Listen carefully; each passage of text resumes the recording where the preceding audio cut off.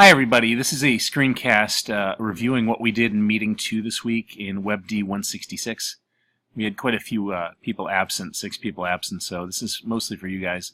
Anyway, we talked about the homework answer from the previous week, where you were to match the username and password with a text field, with a text file that's above the root. Also, a little bit about testing before you submit and understanding what the expected behavior is. So if you were doing that assignment from week 8 and you did not protect the admin.php, you only had a login with a redirect, that's not an expected behavior. The expected behavior would be that you access that file individually, admin.php, and it should remove you. So the redirect solution doesn't cut it because someone could just access admin.php.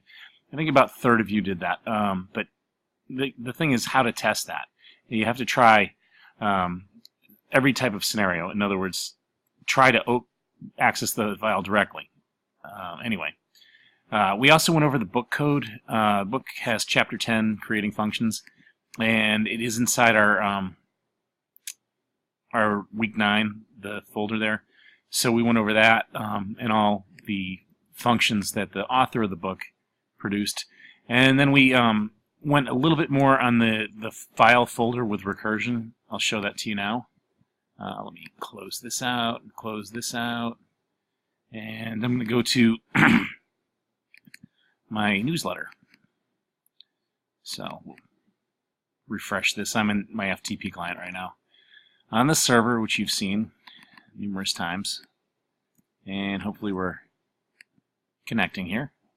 I'm gonna actually take that and go to the top level directory. There we go. And we're gonna go up one again, and this is my section in the newsletter. We did the CMS inside that. So we added a little bit, and we started to do recursion. So this is the big part of it.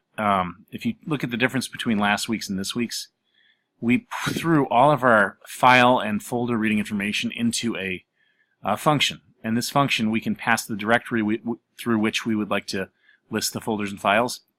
But then we discovered that if we go to mm214.com/newsletter and cms.php, we found a way that if we have a folder and we recurse through that folder in the files that it has, that it's confusing. So what we did was we added an indent, so that on each turn of the loop we have an indentation. So the way I did that was passing a level. So if you recall, on Tuesday we had the conversation about optional arguments and having, if there's no level passed, having a default. Well, what I did was on each level we'll increment and add 20 to it. So basically my in this case I have level 1 times 20, level 2 times 20, so it would be 20, 40. 3 times 20 would be 60. So it's going to add 20 pixels of indentation each time. But what I'm saying is, okay, well, the level itself is right here. See that echo p style equals margin left indent.pxt, indent.px. And that way, when we go here and we look at our paragraph tag through the loop, we will see the margin left on everything that's indented. Okay, so inside here it's 20, now it's 40. So we're adding over and over again. And that's the point of that, is having an indentation. So when we get back, and if you notice, is directory, we're recursing. We're looking at the function again. So when we get back on Tuesday, we're going to build off this even further and work on more directory handling, like renaming files, changing permissions, learning everything PHP offers us about control of files. But this right here is your first recursive script, because the function gets called twice. And proof of that is the fact that our level has increased and our indent has multiplied by 20. So now we're getting to an interface where we can add folders and loop down. So one thing that, if you go through the file now, you'll see that even though goodies is a folder, it's not treated as a directory, and that's because the pathway was not appended to the element. We'll do that Tuesday, and we'll do a quick review. Also, I gave recommendations on how to do the unsubscribe function, and I'll just do that right now. I'll just code a function here, scribe. And basically what you need to do is get the email address that needs to be unsubscribed. Then what you need to do is loop through the array of current email addresses the way we've been doing, same with the passwords and all that. So using the file command, and then you need to run a condition. If any of the emails are equal to the email that needs to be unsubscribed, you would skip over that email. Continue. And then you'd make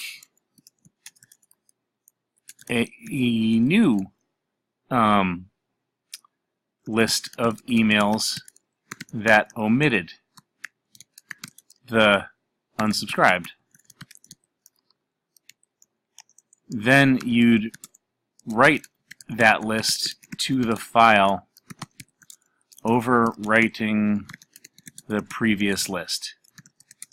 So as you loop through the array of current email addresses, add those emails to a variable that will be written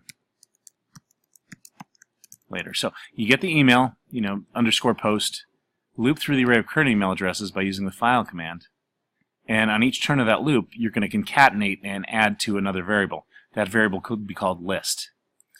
Anyway, you're going to add those emails, as I said, to that variable, but if any of those are equal, you're not going to add it to the list that will be written. You do not want to add the unsubscribed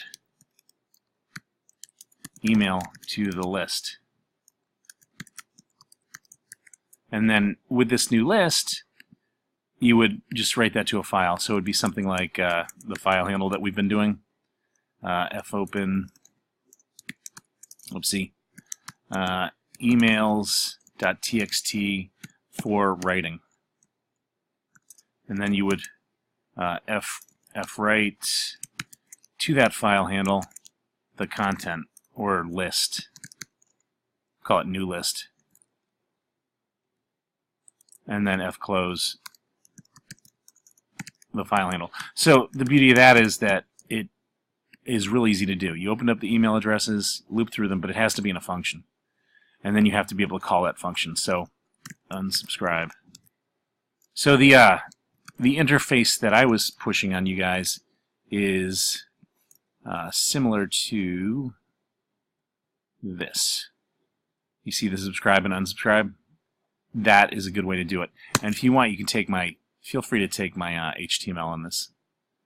So that's how it's done, folks, and I hope that helps, and I hope that you can reach out to me for help if you need it.